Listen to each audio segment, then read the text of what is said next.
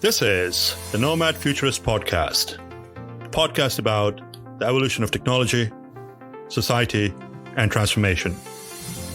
Connect with us, share your thoughts with us at nomadfuturist.com. Let's get this started. Here are Phil and Nabeel. Hello. This is Nabeel Mahmood, your host, Nomad Futurist from Kona, Hawaii. This is Phillip Koblence, your co-host from Brooklyn, New York. Well, Phil, this is our 24th episode, and this time it's just you and I. What we're going to do today is recap what we've been up to for the last 23 episodes, where we are with things and what's coming ahead. Sounds like a plan. It's really bizarre that it's just you and I. Yeah, it feels weird, doesn't it? It does. I don't know why. We should be, I would think that we'd be less nervous with just you and I here, but nerves never really played into it that much, but somehow it's weird that we have to fill the space. Well, we had our first one. That's how it all started, the beginning of Nomad Futurist. So let's see, in the last 23 episodes, we had a lot of interesting people, from Dave Temkin to Amy Mark Healy to Dale Pickering. A variety of folks with a variety of different backgrounds, their upbringing. You know, one of the things that kind of stands out for me is the education as well. Not everybody went to college. Some of them were high school and college dropouts, but they ended up being very successful. And that is just very amazing. As it stands, what are your thoughts on what we have done thus far? You know, I think it is true. We have a large cross section of folks. Although I think in our world, and the world of digital transformation and in the world of the internet, it's not unbelievably unique to hear about these stories of people that get into our space without going to college. Mark Zuckerberg, Bill Gates. I don't think finished college initially either, and that part is not that surprising. But the one common thread, I think, throughout all of the episodes is that, the folks tend to gravitate towards just following their own passions, focusing on confidence, critical thinking, not necessarily the standard elements of an education. It's really more about how you think than what you know.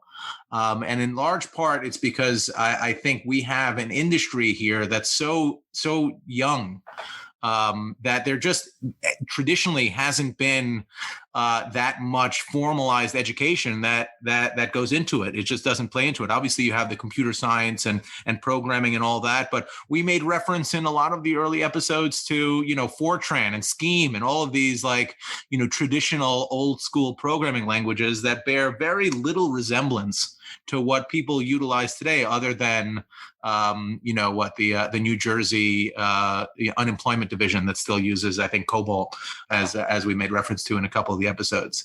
But if I had to go back to one episode that I was particularly proud of, I think it's Dr. Albright. And it's just, there's something about, this unique intersection of, sociology and technology, where just understanding the way people think and the way people behave and seeing how that's changed throughout the last 10 or 15 years where this industry has really, come into its own, I think is an incredibly unique perspective. And yeah, I mean, it's just, we've had a lot of interesting characters. Yeah, in the last 6 or 9 months, I've actually been totally redefining for everyone as it entails technology and where we're headed. There's a lot of cool stuff that's coming up, and people that are not even from the industry are jumping into our space. I've gotten a lot of great feedback from our audience, especially as it entails to our goal and where we started to educate the general populace about technology, and the fact that even though it's complicated, it's still full of opportunities. When I moved to the United States, one of the things that I always used to say is that America is actually the golden sparrow, as the British used to say when they actually started conquering the colonies, the golden sparrow. It's a land of opportunities. So, folks, where we set up months and months ago, as far as our journey is concerned, we are on the right path to ensure that we bring you good content. We bring you leadership as it entails to the future of computing and security, and then just a general understanding of what Nomad Futurist is. Look, I think there's no question about it, right? The people that we have on and their stories are inspiring, and the whole goal when we initially started was trying to provide a platform where those people are not really talking about their careers specifically or the companies that they represent, but really what their experiences are. And one thing that I think our listeners would benefit from is understanding the experience of one of our co-hosts. His name is Nabeel Mahmood. We don't really talk about ourselves that much, but I think in the first podcast that we released, where I was, my over-caffeinated self, I got to go on and on about, who I am and the world we live in today. But I think this would be a perfect opportunity to understand who Nabeel Mahmood is, and how inspirational your story is. Let's get to it, man. Who are you? And tell us where. I'm going to try to use a Nabeelism. Tell us where you are in your career today. Oh my gosh. So Phil, you're putting me on the spot. And then not to mention you actually made a hashtag out of it too. Yeah. Nabeelism. Yeah, and Nabeelism. Hashtag Nabeelism. Yeah. So where am I today? I'm actually in Hawaii. Yeah. Okay. You know what? The rest of the story doesn't even matter. Exactly. You're in Hawaii. We should all aspire to be Nabeel one day and get to live in Kona. Yeah. So I've made a lot of changes in my life. Where I'm at in my career today is I serve on a few boards, companies that are involved in data center, mission critical infrastructure, robotics, artificial intelligence, and banking. Not to forget that. Around the world. So companies, I'm engaged in companies in Asia, in Europe, and in America. Well, it's been quite a journey, basically, getting to where I'm at today. And it's been through a lot of trials and tribulations and errors, major blunders along the way as well. But at the end of the day, I kept an open mind. A lot changed. I kind of got stuck in the corporate America, and I wanted that corner office as a kid growing up. I had aspirations of being on the cover of the Forbes magazine or being in publications and doing something different, but always got stuck in corporate America. And then the goals changed and wanted that corner office, which I did get. Served in the corner office for about 6 years or so as a CIO. And then, something dramatic happened whereby I flatlined and I was out for 4 minutes and 19 seconds with 2 heart attacks. And that's when I threw in the towel and said, it's time for a change. It's time to live my life, and decided to relocate. Pretty much started a new career at that point in time. How long ago was that? So it's going on 4 years, a little over 4 years now. My God. I don't know, we've talked about this some, and it certainly hasn't made it onto the podcast, but if we can for a second, let's look at that day. Right, you go to the office, regular day at work. You have this fairly high pressure job as a CIO of a large corporation, and it's a regular. I mean, you're a young man. You're a young man in fairly good shape. We didn't get into your old background where you're an athlete and all that stuff, which maybe we can touch on in a bit. But tell us about that day. What happens? Yeah, so it was Memorial Day 4 years ago, 2016. I believe, yeah, Memorial Day 2016. We were supposed to go live on this HCM software application, which basically serves and integrates with, it's a human capital management software application that integrates with payroll services, the efficiencies and metrics for the utilization of human force in manufacturing. Well, everything was great. I was sitting in my war room, which is the conference room. I used to call it the war room. I've got all my associates in there, and I'm awfully being quiet. I mean, I know I actually had a couple of drinks the night before, but that shouldn't be the root cause of it. Anyhow, one of my associates mentioned that I was not myself. I was sitting quietly and just watching things progress. And she suggested for me to go home. I'm like, no, I can't really leave you guys alone. I've got to be here for the completion and got to see through this. Anyhow, long but short is everything was looking fine. So I decided to go home, not knowing the criticality of what was happening. I was just awfully quiet, felt a little bit tired, and drove myself to the hospital. Granted, I've never been to this hospital, didn't know that even this hospital actually existed. What are the chances? I found front spot in the emergency, and that was the only spot available. I walk in, dressed to the T's, and one of the associates at the hospital who checked me in asked who was I there to see.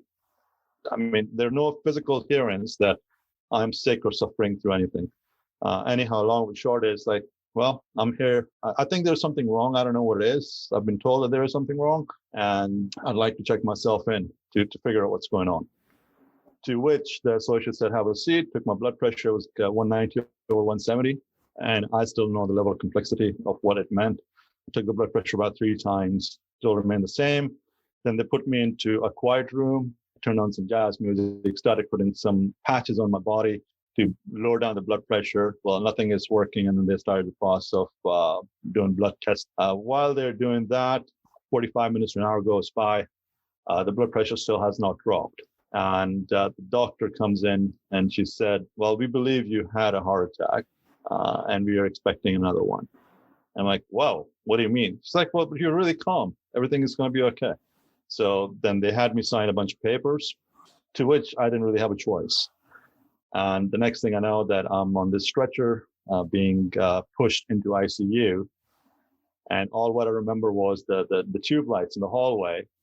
They were bright and they started dimming, and it was dark. It was pitch dark. And 4 minutes and 19 seconds later, I wake up with a bunch of doctors and surgeons and nurses around me laying on the table.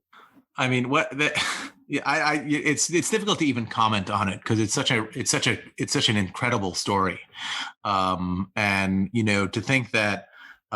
It's not like the story about someone else. It's the story that you're telling about something that happened to you, and not something that happened to you 20 years ago or 30 years ago. It's something that happened to you 4 years ago.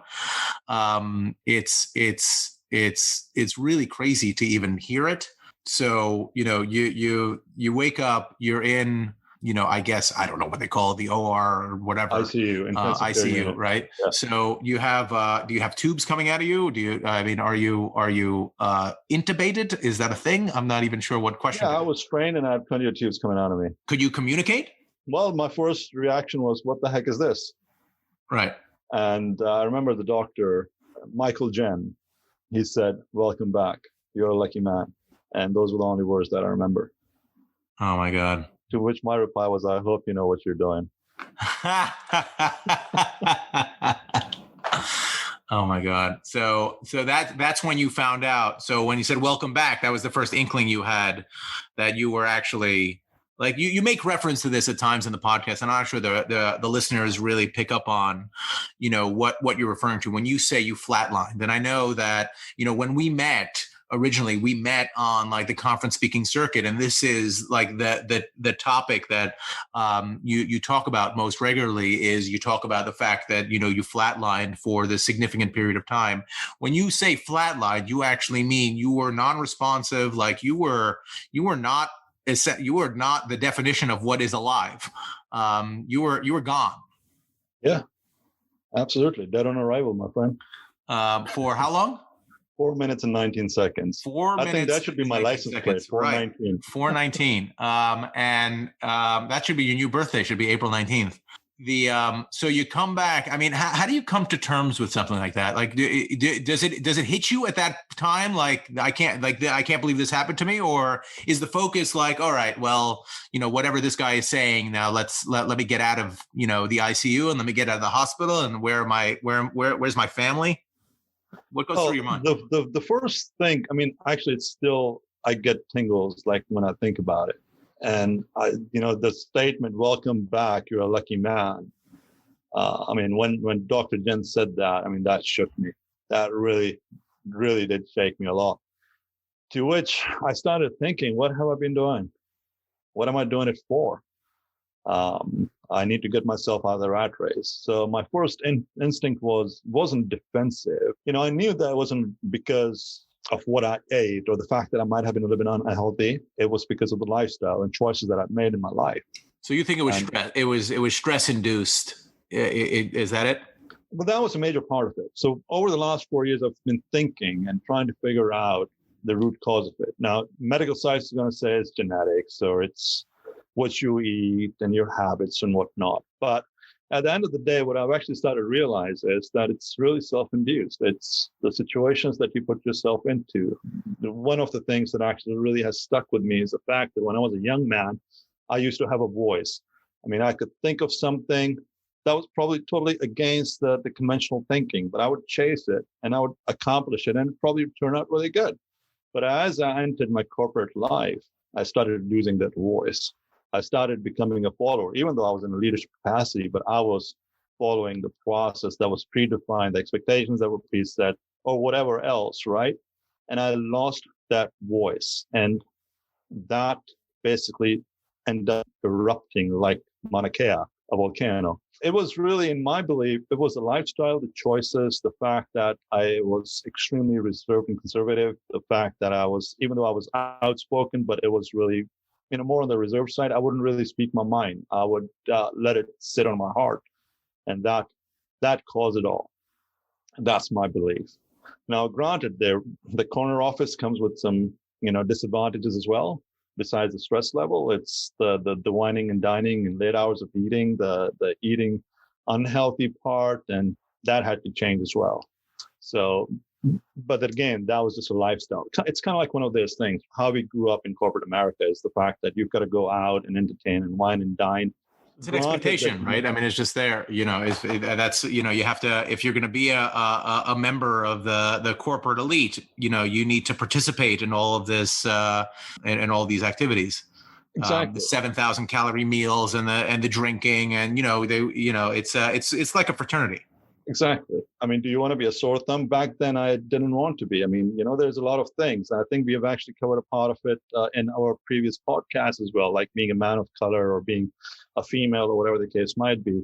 You try to do these things to become a part of the culture. You want to be associated with it, right? You don't want to be the sore thumb sticking out. But then I've learned now that, hey, you know what?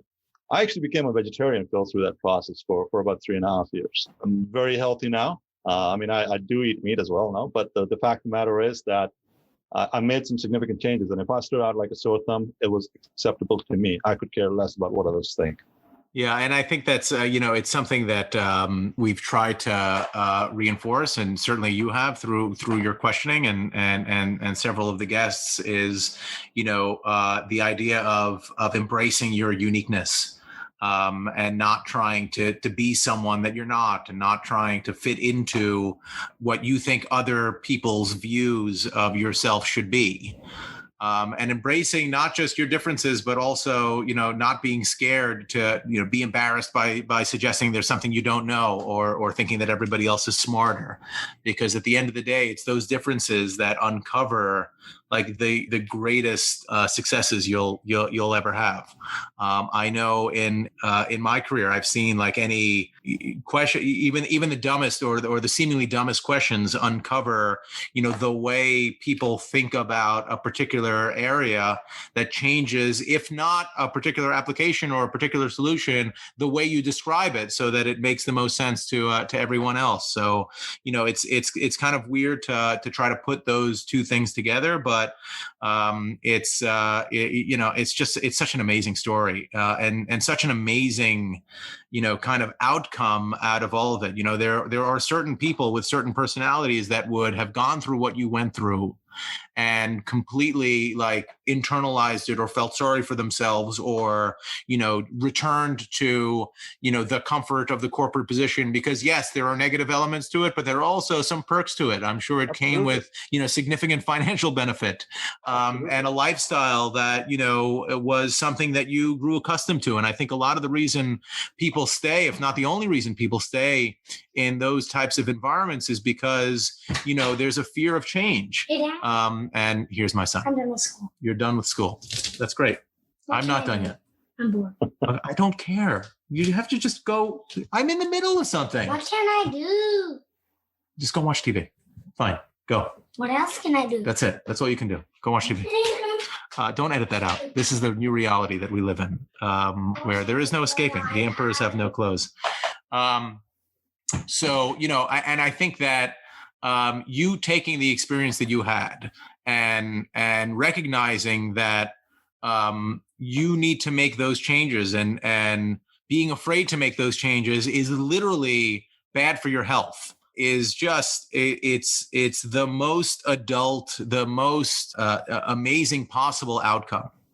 And I think that type of self-awareness is what is missing from a lot of folks, and at least the fear of being that self-aware. It takes courage. It takes courage to make those types of changes. Yeah, I think the society bestows this on us, right? So one of the things that I fought against was the fact that I've got to learn that what others believe or what society tells me is my weakness is potentially my strength. For instance, accent. That's a strength. It's not a weakness, but our society tells you that's weakness. I can tell you that having an accent from Brooklyn is a sign of strength. Well, anything out of Brooklyn is a sign of strength. You survive. I'm not actually sure I haven't, but yes, I think I think in general it's true. But again, it depends who you talk to. I assume that there are plenty of people that tell you that the accent, your accent is exotic and it just makes you sound so intelligent because you have a little bit of British and a little bit of all those things. Whereas I just sound like I should be a plumber. But it's the norm, right? I mean, that's taken for granted. So for how you speak, it's the normal. What are you talking about? Exactly. You fit in just fine. I stand out. So not all 5 fingers are the same. They all serve a different purpose. And I think that's the core of it. That's the core of the message. Everybody serves a purpose and everybody's going to know their own worth and value. Absolutely. Words to live by. You get out of the hospital, obviously. And what's is the first thing you do, quit your job? You just make a call, send an email, do whatever it is people do? What well, I mean, we had a very nice exit. We talked through this. Basically, it was within a week's time frame that I decided it was time for me to part ways and decided to relocate. It was time for a change, and they were understanding. So you moved from San Francisco to the sunny beaches of Hawaii?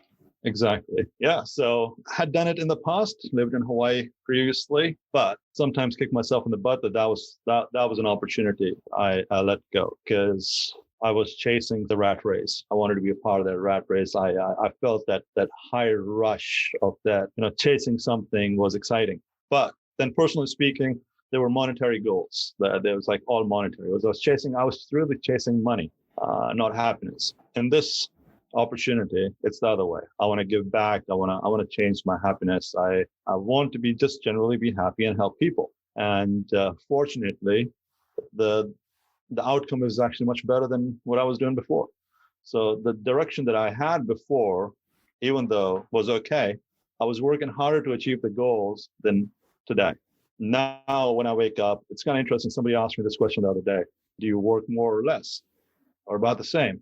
I think I work a little more now, but at the end of the day, it's inspirational. It's motivational. It's exciting.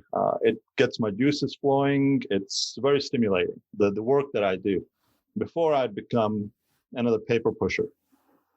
Before I was just, taking something from one place and pushing it in another spot. Whereas now I've got an opportunity to be disruptive and question, be that annoying kid in school that always asks the question, why? And I kind of figured it out the hard way that that's just me. I want to be the one that asks the question, why? Because that's how I'm going to educate myself. That's how I'm going to evolve. That's how probably I'm going to bring value to what I'm doing with people that I've surrounded myself with. Yeah, I mean, I think the one thing that we've tried to bring forward, and I think we have done successfully throughout all the podcasts, is this notion of having to enjoy what you do, because you spend so much of your life working. Even if you're just working 9 to 5, I mean, it's a significant part of your life that you spend not just working, but being around. Even now, in COVID times when we're not going into the office, the people that you work with, I mean, you're spending as much time, if not more time, with them than you are with your own family. So not enjoying what you do, not enjoying or embracing the people you work for, or the company that you work with or for, is it has significant, it takes a significant emotional toll on people that are not in an environment that they enjoy. And I think a lot of people just put that to the side because they look at work as something that you do in order to accomplish, an ends to accomplish a means, and that means is to make money. So there, and look, everybody needs money to live, and I don't think I think we are in a unique position where, we have the ability to kind of follow our dreams and do what we love because of where we are. I think part of it has to do with us being in an industry that is, unique in and of itself, and there just aren't that many people that know our industry that well because it's so young. So we have the ability to kind of carve our own paths in a way that if you wanted to be a banker or a lawyer or some other industry vertical, you wouldn't necessarily have the flexibility that we have in our industry, and if you can, it's about achieving that balance, though, that balance of ambition and enjoyment, where you don't have to, strip out ambition. I mean, everyone should have goals and be able to achieve them, but you shouldn't have to make yourself miserable in order to achieve them. And you should have the self-awareness and the ability to determine whether you're enjoying your life or not.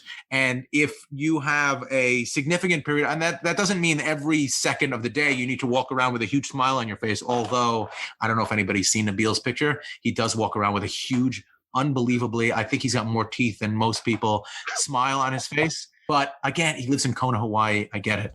But there should be a sense that you are proud of what your mission is, and that you're driving towards something, you're accomplishing something that you can be proud of. And if you're not, then you should make that change in order to achieve that level of, I'll use a Nabeel term, that level of Zen. The fact of the matter is, this experience that you went through, as scary as it was, it was so important. If you didn't go through it, if you didn't go through the flatlining and all that, and you probably would not have changed, certainly not on the timeline that you did, changed the path and found the happiness that you ended up finding. So it was your body kind of telling you that you make this change or we're done. And, it's not everybody gets that opportunity. And I know it's kind of difficult to look at what you went through and think of it as, potentially a benefit, but exactly. At the end of the day, it's amazing what your body told you about, the person you were becoming or what you were doing and how that shook out. Yeah, I think you nailed it on the head. We kind of get stuck in the ways that we've actually been brought up. We get stuck in the comfort zone by definitions because we've got to pay the bills. That's the biggest fear that all of us have. But if you believe in yourself, you can do anything that you put your heart to. That's what I've learned, and I've learned it the hard way. I've always wanted to do what I do today in the past, but I was always afraid of doing it because of the risk factors associated with it. Now, granted, I could have done it earlier. Would I have been the right thing? Potentially, yes. But I learned it the hard way. I wasn't that smart. I still believe that you've got to develop that passion. You've got to believe in yourself. You've got to identify what your weaknesses are and build on those weaknesses and convert them into strength. It's an incredible story. The one thing that I don't think we touched on that I'd love to touch, how you got to the point, because we do ask all of our guests about this, but how does somebody grow up where you grow up, where you were born? You are a man of the world. I count like 6 or 7 nationalities just in your hair. How does one, how did you get to the point where you were a CIO? Long journey. So, growing up, of course, with a Middle Eastern background, my mom wanted me to be a doctor. My dad wanted me to be a businessman. I actually didn't really want to do anything with that. I wanted to play sports, and I was good at it. Anyhow, long or short, multiple learning experiences, whereby I broke my lower back. I was in bed and my left leg was broken with multiple fractures. I was in bed for 9 months. So couldn't run anymore. Couldn't exert as I used to. So that was the first disappointment in my life. And I decided that I needed to do something different and do it on my terms. Moved to the United States about 30+ odd years ago. Ended up just having a conversation with folks at a coffee shop. I got involved in the software aspect of the business, which was back then, potentially still is, way ahead of its time. We were doing retina scanning and biometrics in the late 90s when nobody was even thinking about it as a security layer. Throughout my career, I've had the opportunity to move back and forth. For personal reasons, I was doing good in the software industry. By the way, if anybody wants to get in the software industry, it's really like working in Hollywood. It's a very cutthroat industry, but it's a very exciting industry. So if you get your break, you can do really well. Got involved in the hardware side of the business, started designing, building data centers, and was traveling the world quite a bit, about 250,000 miles a year, and playing golf one day, telling the story to one of my friends that actually whose company I ended up working for, that I woke up in a hotel room in Peru, not knowing which country, which time zone, which hotel I was in. And that was the most bizarre feeling ever. So he's like, hey, why don't you just leave your job and come work for me and work on a project? Let's see how it goes. So I started working for a project and ended up becoming the CIO for this company. Had the opportunity through my career to touch pretty much every element within information technology, whether it be the software layer, the application layer, the physical layer as it entails the data centers, or the design build layer. So I've been very, very fortunate to transition into multiple areas. And that's really where the value for him was, or for anybody else that I'm working with today, that I can talk, whether it be designing an application interface, or it be designing physical layer, or designing the data center. You know, we have this word in my world where, you know, we call the people that work with us Internet Renaissance men, because you know, they're not beholden to a particular. There's not just one area that they work in. You know, they might have to work with HVAC, they might have to work with, you know, fuel, they might have to work with electricity, or they might have to work on an application or a server, or whatever. So you are, in the truest word, an Internet Renaissance man. And how much of the timing of when you happen to break your back and you happen to move to the United States, and it just happened to be at the time that, you know, you were sitting at that coffee shop, and you know, our industry, as maybe not as it is today, just, you know, they just happened to be at the right time, right place, right time, right person, right broken back, I guess. Are you a destiny believer, or do you think you just got lucky? What's the how did that happen? There's a part of it being luck, and over the years I've learned this thing: the harder I try to get into something, the difficult it gets. Whereby you've got to just give it time and opportunity. You just got to let it go, and it's going to happen on its own at times. Granted, you have the right goals. Yeah, I mean, what a crazy, amazing story. I'm going to put you on the spot again. What are, if you had to find, like, you know, 2 or 3 threads, like storyline or something that came out of a podcast or a soundbite that you thought spoke to the mission, spoke to, you know, what we're trying to get to resonate with our audience, you know, what do you think that would be? All right. So in no specific order, I think Braun, for instance, our friend from the Australian bush, is actually a very inspirational story, because he literally came from nothing in the middle of nowhere. From the bush. From the bush. Yeah. So it's a very inspirational story to share with our listeners. Then I would say, you know, the Smith brothers. That was actually quite inspiring as well. I mean, what perfect timing, right? Musicians to being entrepreneurs, and in the data center industry, and with a very nice exit earlier part of this year. Don't remind me. That one still stings. Then I would say, actually, I did really enjoy Christian Koch, from him pulling cables to now being thought leadership in tech and networking. Mark Thiele, of course. I mean, he's, you know, besides just him being a good friend, he's actually kind of like somebody that I've always looked up to as a mentor as well. From his upbringing in Hawaii and what he experienced and how successful he has been. Yeah, those were the top 3 or 4. But then again, you know, I want to make sure that all the others, they're all good friends. They've got all great stories. Those are 3 or 4 that have actually kind of stuck with me. The common thread across those 3 is that they didn't fear reinventing themselves. Like Mark, you know, he's not the oldest man in the world, but he's not a spring chicken either. Completely reinvented himself. You know, Zach and Jacob, forget about the reinventing themselves from the musician to you know, working in the world of web hosting and managed services, but not being afraid to kind of exit those businesses and rethink it and start thinking about it again anew and restarting those things. Braun, I mean, my God, if you ever had to look at, you know, a person who just kind of went through the world to the beat of his own drummer, and he just, like, just matter-of-factly fell into these positions just by sheer, it's not even force of will. It was just like, you want to think it's dumb luck, but it's just like being open to taking on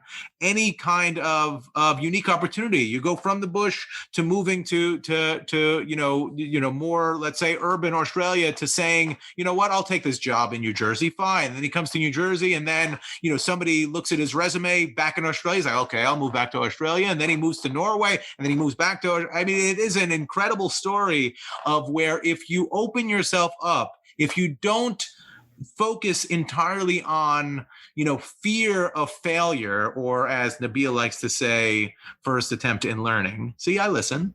Then the world is essentially your oyster, and I think that's the thread across all of them.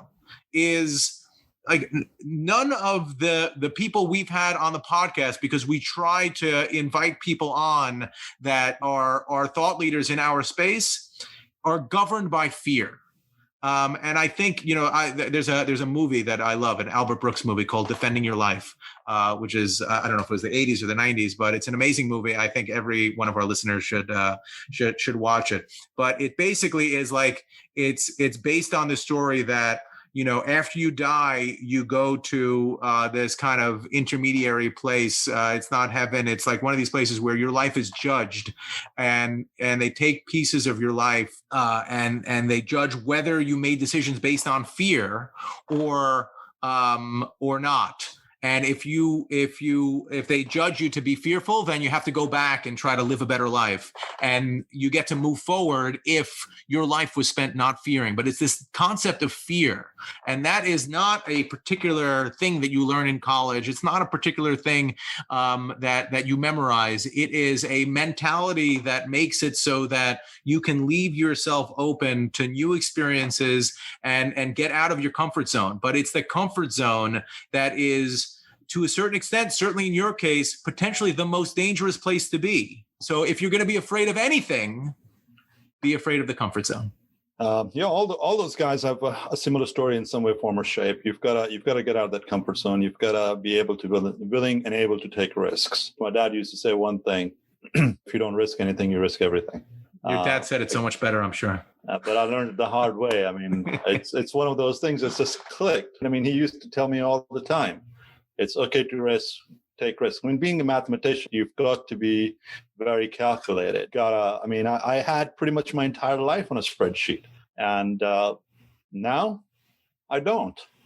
I've let it go. I've accepted the fact that this is something I don't have in control. So I should cherish every single second that I've been given an opportunity to live and potentially contribute in some way, form, or shape, and make that difference.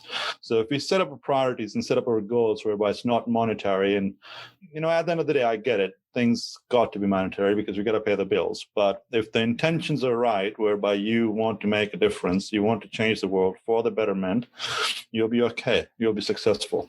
I mean, what better words to end on than those? I think what our audience should know is that they shouldn't wait until they have to break their backs and have a heart attack and flatline for 4 minutes to learn this message. It's incredibly important, and one of the reasons why Nabeel is the perfect person to host this podcast with is because those life experiences that you had kind of gave you the perspective to try to bestow that knowledge on the younger generation. I mean, that's what we're trying to do here, right? Is to try to allow them not to, I don't want to say mistakes. You wouldn't be you without those things that happened to you, right? All of our guests wouldn't be them without making the mistakes. So I don't necessarily want to prevent people from making mistakes, because that's what shapes who they are.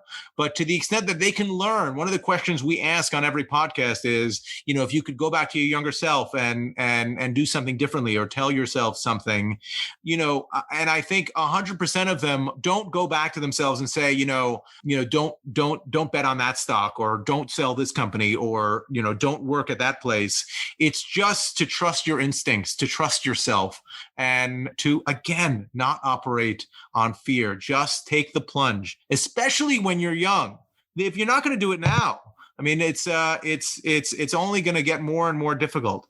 So just do it. Just do it. I think Nike was right all along. Just do it. Yeah, it's okay to make mistakes as long as you're willing to learn from those mistakes and don't repeat them. It's the definition of insanity. This has been great. Nothing lasts forever. Markets will come back, currencies will rebound, businesses will go on, and we'll all move on. That could happen next week, next month, or next year. I'm confident that those who prepare rather than panic will come out of this stronger. Thank you for joining us. This has been brought to you by Nomad Futurist. Check us online at nomadfuturist.com.